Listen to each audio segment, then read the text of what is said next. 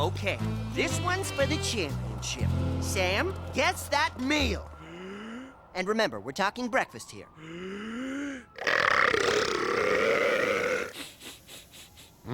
I'm gonna say a chutney beef enchilada with maple syrup. That's right!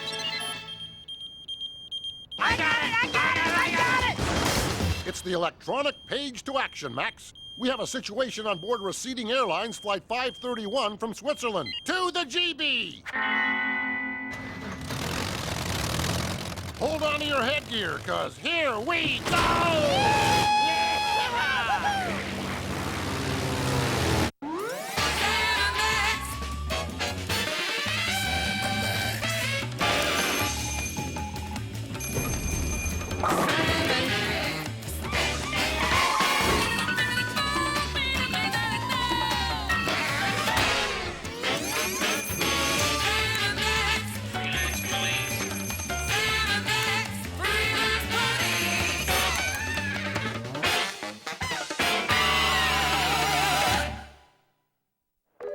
Well, here we are skimming the vast Atlantic aboard our aerodynamically adorable Flying GB. According to the commissioner, a crazed madman has seized control of a commercial flight and is threatening to crash it unless his senseless demands are met. Among other things, he wants $5 million in unrolled change and a getaway car powered by a mixture of bee spit and earthy loam. Wow! Demands just don't come any more senseless than that. Thank you, crazed madman. We should be in visual range any second, Sam. Does this airplane have any distinguishing scars? Who said anything about an airplane? It's the airship Lugenpiff, Max. Time to perform the daring GB to Zeppelin aerial transfer. Permission to come aboard, Capitan. That wasn't so hard. Hey, what about the GB? It's all taken care of, Max. I activated the autopilot before we hit the silk. Autopilot? Sam, that thing doesn't even have an ashtray. Then what was that big happy button I pushed? Are you the authorities? Oh, please, can you help us? This madman has shackled himself to the wheel. He was a passenger in seat 4B, kept clapping his hands and calling for nuts, more nuts, flossing his teeth, disturbing the other passengers and jabbering like a broken cuckoo clock. Not to worry, Swiss Miss. We have everything under control. Everything except the airspeed, altitude, and basic maneuverability of this paper-thin party boat. On the count of 3, I'll lob you at the unsuspecting beggar so you can latch onto him like a hungry bear trap. Your hands are freezing. 1, 2, 3. Hi, fellas! Great day for a blimp ride, huh?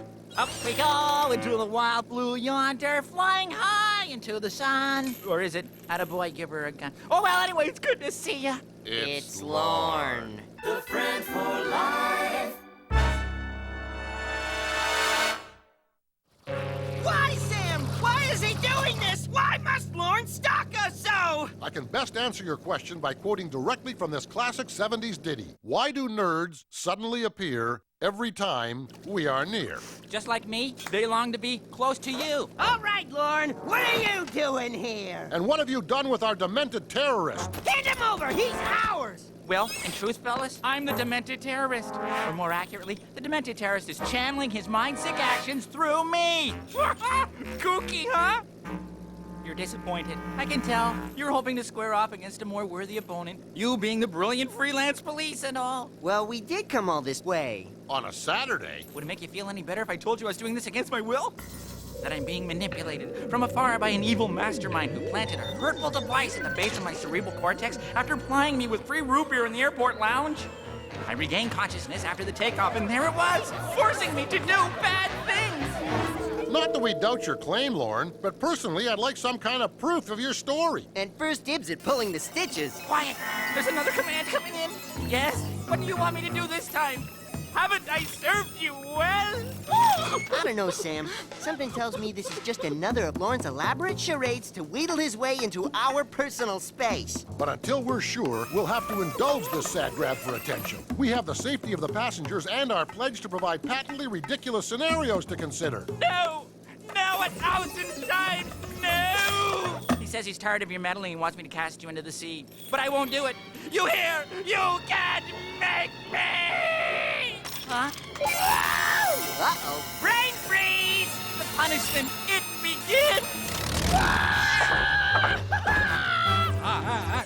something else I could do for you? I'm not too fond of the captain. Let's throw him off. Yes, sir, may I have another? Yes, sir, may I have another? I'm not entirely buying this high-frequency head game, Sam. Me neither. These crippling cranial episodes could be a common occurrence for Lorne. That would explain his meteoric slide through the public school system. Flee, my friends. It's too late for me, but you can still save yourselves. What about the passengers? I'll stall Marconi long enough for you to sneak him off. Now, go. Gee, Lorne, that's mighty big of you, considering the punishment will be swift. And excruciating. Well, I guess we better get cracking. Yep, time's a-wasting. Do you think I need a coat? You might. It was pretty cool on the way here. Excuse me. Sorry, Lorne. Could you hand me that? Attention, passengers. Attention, passengers. We are now approaching Nantucket. Please collect all personal belongings and rude limericks in preparation for deblimping. Thank you.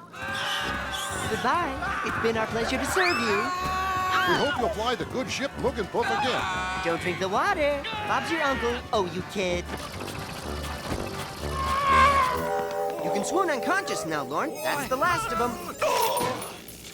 I guess putting Lorne through the cerebral ringer is one way of regaining control of this big floating weenie. I'll just stow this leaky baggage in the overhead compartment and our troubles will be over. Look, it's New York. Dead ahead. He wants me to steer right into Lady Liberty's pointy hat. If I refuse, he'll burst my brain like an egg in a microwave. Sam, I don't ask for much, but I've got to see that. Easy, Lorne. Your conspicuously unseen tormentor can't very well blame you if the blimp suddenly starts flying out of control, can he? Well, no, but she's handling fine. Not for long. What?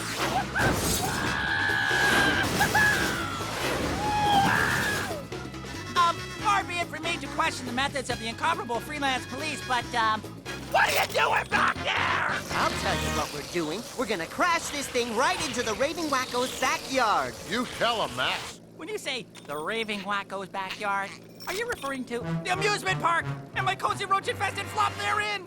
Wow, you guys are amazing. How did you ever see through this involved yet harmless masquerade of mine? Well, duh. Sam and Max are only the world's best crime solvers alive, thank you very much. From the very start, they probably saw right through my little prank about a shady Svengali who had seized control of my brain and decided to cut old Lorne a break by humoring him, even though he came close to wreaking major havoc in America's happiest megalopolis. What a couple of swell fellas! Can we turn him off somehow? Huh? What?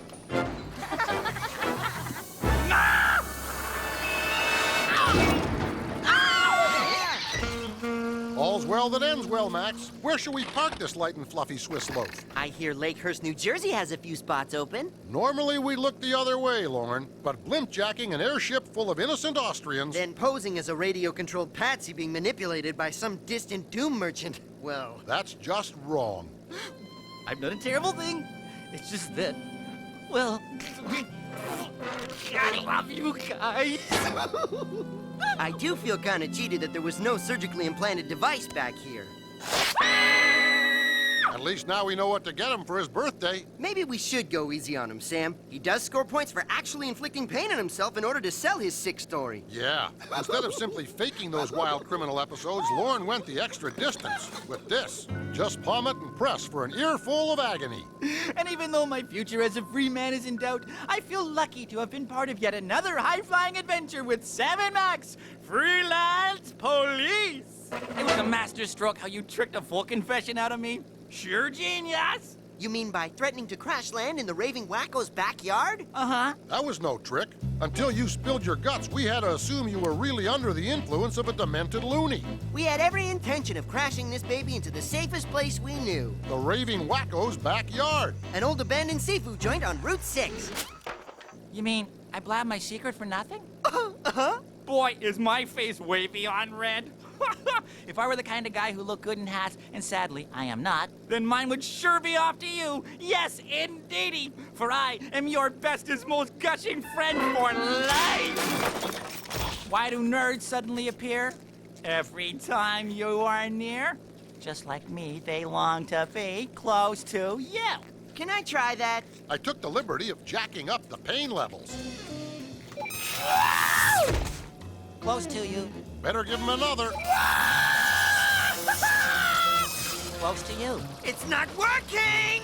Have you got it on AC or DC?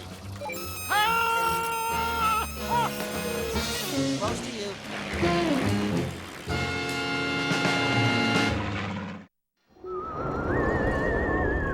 Since the dawn of time, the inhabitants of our world have looked to the skies and pondered about the existence of invaders from outer space. The question of whether we are alone in the universe has finally been answered. And as our brave men in uniform, those howling leathernecks, risk life and limb to keep the alien horde at bay, John Q. Public furrows his brow and wonders whether all this hostility and military machismo is really necessary in this battle of wits between Sam and Max versus the Uglions from outer space. Our story begins on a night not so long ago, when from the blackest pocket of the universe came the Uglions, a cold, emotionless race of sky dwellers who set sail for this island Earth, not in search of peace, but to satisfy their hunger for human flesh. Vile, disgusting creatures are they, devoid of all humanity, intent on satiating their primitive urges without any concern for the pain and suffering they will undoubtedly inflict. Oh, it makes me just want to scream. I'm so mad. Them with their big weapons and superior intellect. I bet they wouldn't be so tough without those. Without those, I bet they'd just be babies. Go on, babies. Go crying home to Mama before we Earthlings really give you something to... This is the scene here at Grover's Mill as hundreds of people have gathered in the shadow of this otherworldly device to be forever linked with this historic event. As yet, there's been no activity to speak of, but it's still early, and I'm certain that... Wait, something's happening, I think. Yes, someone's coming out. People of Earth, heed my words. Smith, party of four. Table for Smith, party of four. Yes, for a close encounter of the succulent kind, beam yourself down to the Frying Saucer Restaurant. The Frying Saucer, where the food isn't the only thing that's out of this world. This is quite the place, Sam. Nice atmosphere. I like that it's breathable. I'm speaking from experience when I say the decor is remarkably authentic. I'm particularly amused by all the hokey costumes and overdone theatrics of the personable staff. Notice how they only haul the most ravishing, just swooned babes to their shrieking demise? They've really done their homework. Who wants my skin? No! Let go! Help! Help me, please! I think they mean it! Looks like everybody's in on the act.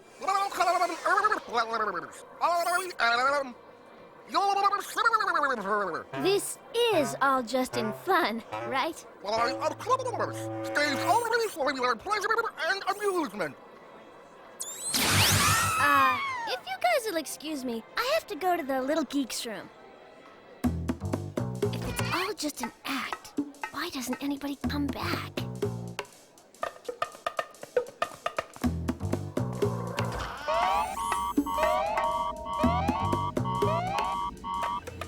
Gee, for a small restaurant, they sure have a lot of freezers.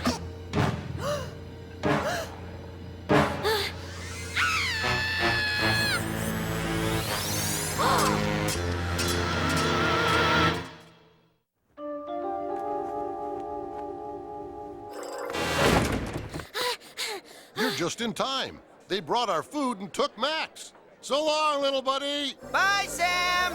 No! We gotta stop them. They're not actors. Well, I admit they lack the theatrical chops of a Mr. Bob Saget. Let go of him! Run for it, Max! These guys are for real! Ah! We don't mind you yokes handling our food. But we do draw the line at you handling our women, folk! We're leaving now. And you can forget about the tip!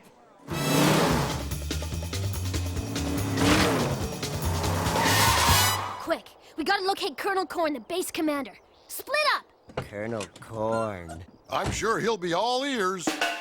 Afternoon, folks. I'm Sergeant Stone, and it's my duty to welcome you to the visitor's tour. Shouldn't we be looking for Colonel Corn, Sam? We are, little buddy. If this tour is worth the price of admission, we should be quick-stepping past military higher-ups in naturalistic poses in a matter of minutes. A few things you can do for me today. Stay with the group. No talking, no photos, no taking notes. Do not touch anything. Do not ask me about UFOs or aliens. In fact, do not ask any questions at all. Any questions? Excuse me, Sergeant. Will we be seeing any aliens on this tour? Something wrong with your brain? There are no aliens here! Those stories are media fabrications, and that is the last I want to hear about it! Are we clear? Sir, yes, sir! Good! Now follow me. Eyes right! Here we see the recently painted mess hall. Eyes right! Here, you see a plaque commemorating our glorious victory over the foreigners in one place or another. Eyes down! As you can see, this asphalt was recently resurfaced. What's going on around here? Colonel Corn, do you know what's going on out there? The entire base is overrun with aliens. Heck, we invited them, lured them from across the cosmos to take pot shots at them like living skeet in order to justify rampant overspending on military weapons that have no practical use. It was a hoot until we found out these things from another world were a highly advanced and indestructible race. Oh, well, who knew? And with no way to stop the Uglions, they started carrying out their prime directive. The freezing and unloading of as much human takeout as their ships could carry. It's too bad, really. Why are you telling me all this? Because I'm tired of keeping decent, hard-working citizens like y'all in the dark.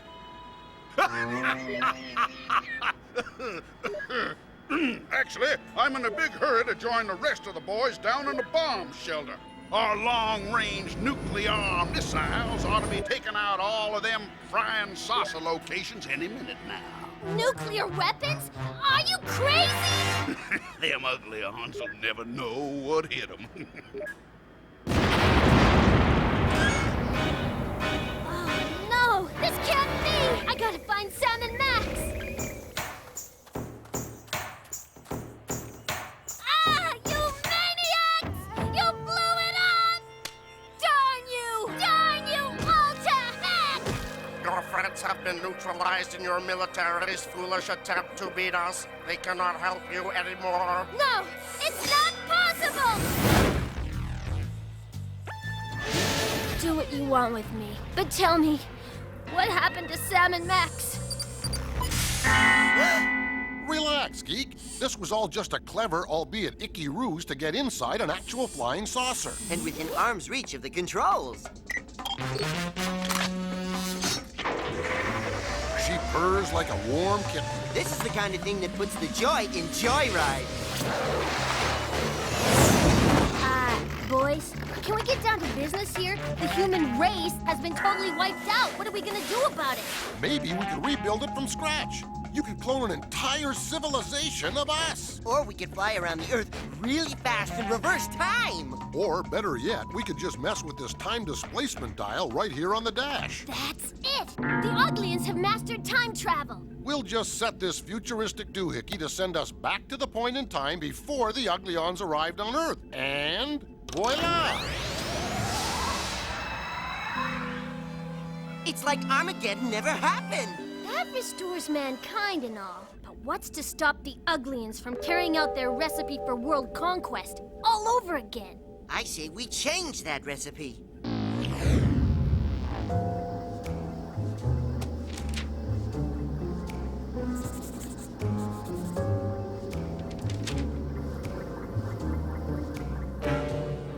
People of Earth, heed my words. Hey, what's that on his face? What? What are they pointing at? It's a piece of me!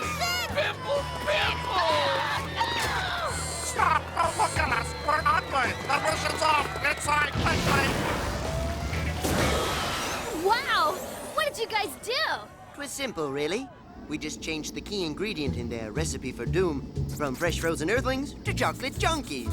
You see, Geek, after collecting and consuming all that chocolate and error, we knew that the Uglions, a prideful race, would be so embarrassed by their ensuing facial eruptions that they'd abandon their profane plans for Earth and retreat to their galaxy racked with self-doubt and insecurity, like so many teens on Picture Day. Defeated, after all man's devices and defenses had failed, by the humblest things that God, in his wisdom, has put on this earth. Sam and Max, freelance police, right? No, Zitz, pay attention. You crack me up, little buddy. Or is it?